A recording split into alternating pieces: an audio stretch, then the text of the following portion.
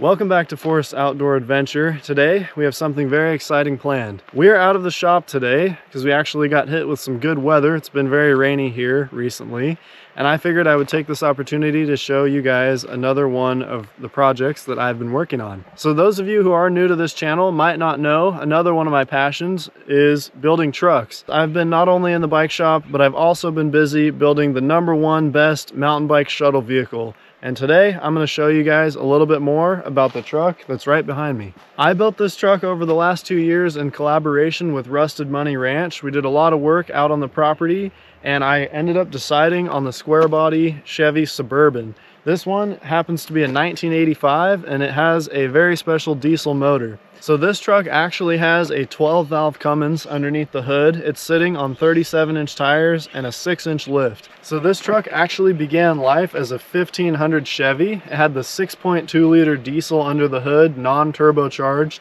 I ended up swapping a 12-valve Cummins under the hood. It has an NV 4500 5-speed manual transmission, a 241C Chevy transfer case, and along with 1-ton Chevy axles. So the tire I'm actually running on this truck is a 37 by 1350 17-inch rim Toyo mud terrain tire. Let's take a look under the front end. I did just end up installing this Badlands 12,000-pound winch we took on our trip to the Eastern Sierras this last summer.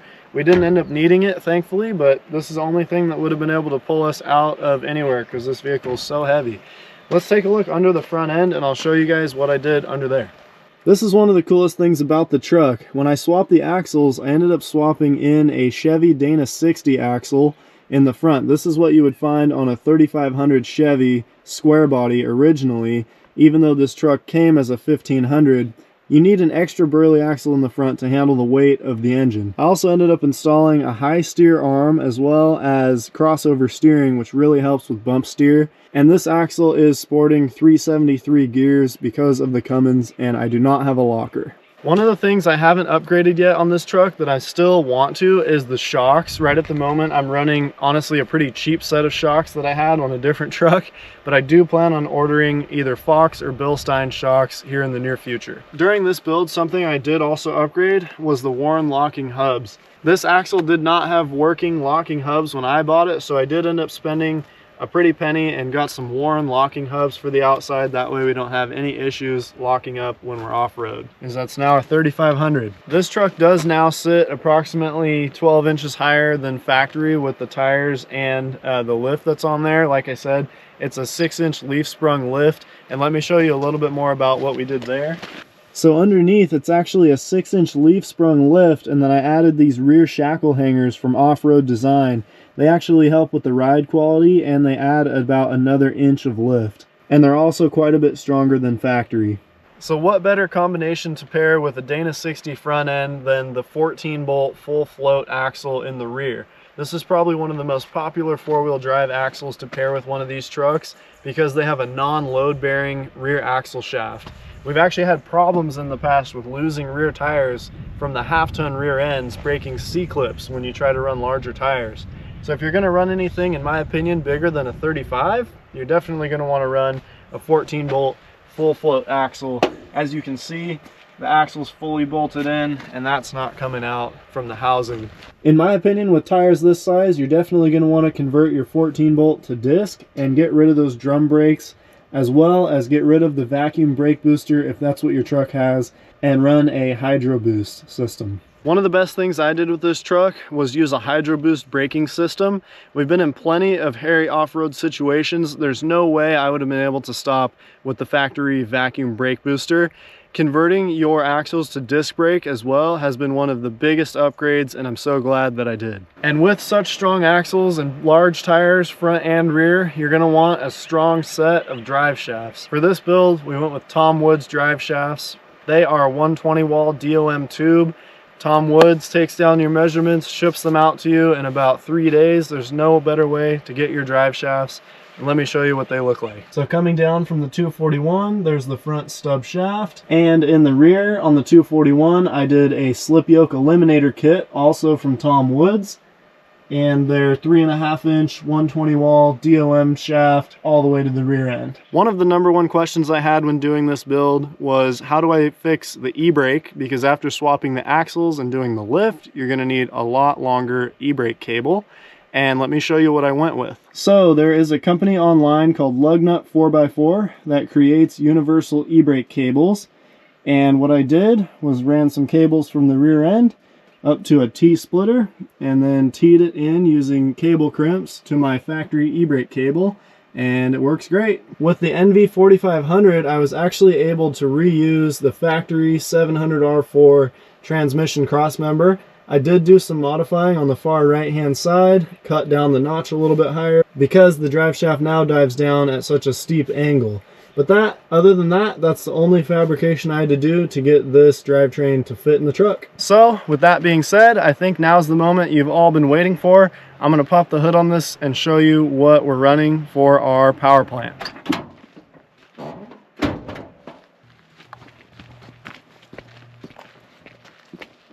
Another upgrade I've done since the last video we filmed was the amber lights in the front. Helped a lot on our Eastern Sierra in the desert. So right behind me here is the holy grail of engines. That is the mechanically injected 1st gen 12 valve Cummins diesel engine. When adding this engine into one of these trucks, you're actually able to strip down a ton of the wiring harness and get rid of a lot of unneeded wires. The only wires you need to run this engine are ground, key-on power, and constant power. You're just supplying constant power and key-on to the injection pump and grounding from the block. If you can imagine, there was plenty of wires coming through the firewall. I was able to de-pin and almost completely get rid of, with the exception of the heater wires and the AC. I did just end up adding a red top Optima battery. That thing's amazing. And to start this diesel, I'm only running 1 battery. If I was running regular batteries, I would be running 2, but this Optima has really good cranking amps, so we only run 1 there. I do have some custom fuse panels and things here on the side of the fender. Other than that, we just have our normal hydro boost. And while we're here at the pump, the only thing I have done to this pump was add a 3200 governor spring and a cut fuel pin. Other than that, we are completely stock. Probably one of the best upgrades I did when putting this 1st gen Cummins in the truck was adding a 4-core radiator from a 2nd gen Cummins, as well as an intercooler. This motor came out of a 1993 W250, so it was already an intercooled truck, but the intercooler I'm running is out of a 2nd gen, and I'm also using 3-inch intercooler tube. Another big question a lot of SquareBody folks have when they want to put one of these motors into a truck is, how do I fit the intercooler in the core support? And I can tell you, you are going to have to be okay with cutting up your core support in order to fit the intercooler. You actually cut the middle support fin out of the core support, and then what you do is you add tabs on either side to hold the 2nd gen intercooler. The intercooler charge tubes on a 2nd gen intercooler actually come out just above your fenders on either side, and you're able to snake your intercooler charge tubes down in there and get the clamps around much easier. I have seen other folks in the past actually flip the intercooler upside down in order to not have the charge pipes that close to their fenders, but it can cause overheating issues as air cannot cool down as easily. With the exception of some minor upgrades like different air cleaner and different charge pipe for the turbo, the only other thing I will say when you're swapping one of these engines would be to do a PA Performance 1-wire alternator. I've seen a lot of people burn down wiring harness when installing a Cummins into one of these trucks because the alternator from the Dodge has to go into a different resistor box and whatnot. And if you use a PA Performance alternator, they are completely worth it, and you won't have to worry about burning down any of your electronics. Just spend the 400 bucks, it's totally worth it, and it's going to save you a lot of time in the long run. This is a very large engine. In fact, it's about 400 pounds heavier and about this much longer than what you were pulling out of here, likely either the 6.2 liter diesel or a small or big block engine. That being said, we actually had to run the electric fans on the outside of the intercooler because there is no room for the mechanical fan on the front of this engine block without having to modify the firewall. And I didn't really want to have to do that, so I am running 2 dual Tejas fans here in the front, and you're actually able to fit those directly underneath your factory grill without having to cut or modify anything. and this is with the intercooler behind the fans. If you like truck projects like this or are interested in any motor swap videos or how to swap a Cummins, go ahead and give me a subscribe because you can see so many more videos just like this one. I actually have 2 more truck projects other than this one that we have in the works. The first one we've been working on is a big block Chevy engine. We completely tore the whole thing apart, upgraded all the parts on the inside, and we just got it fired up on the stand.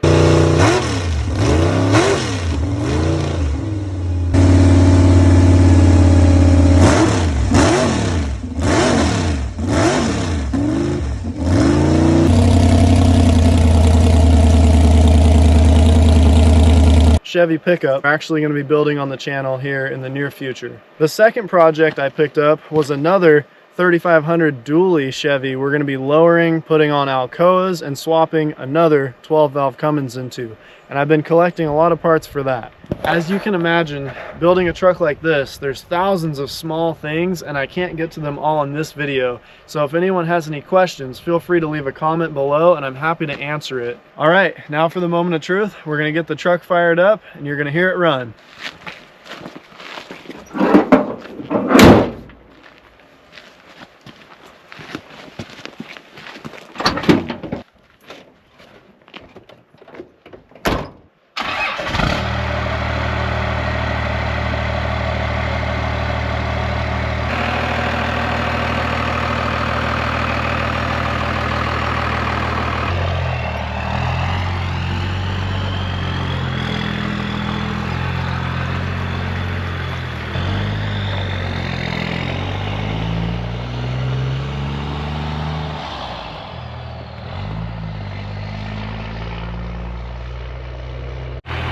If you guys enjoyed this type of content, make sure to subscribe to the channel if you're new and click the link in my description. You can see plenty more videos just like this one.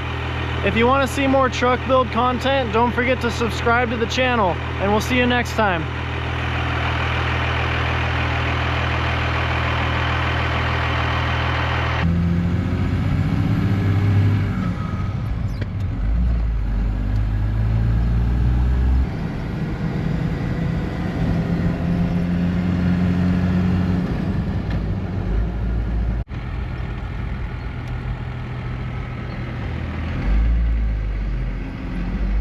Figured out that the brakes work really well. I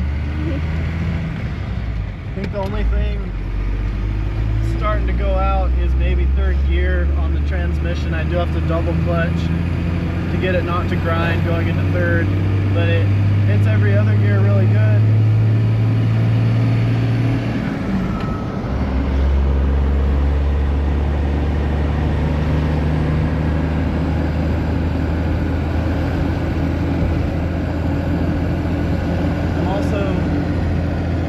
Also pretty happy we installed these A-pillar gauges. I have boost on the bottom, I have my exhaust temperature right here, and then I do plan on adding an onboard air system for this truck to air tires up and down. And I think that's going to be this gauge on the top. I already have an air gauge installed there, but as of now it reads 0 until I get that air tank installed. But let's see if she'll shift into overdrive. I'll try to do somewhat of a boosted pull. 15, 20. 5th gear seems to work well. It is still pretty noisy in here. I think we might want to do some Dynomat sound deadening on the floor and maybe on the firewall underneath the hood. That'll really keep the noise down.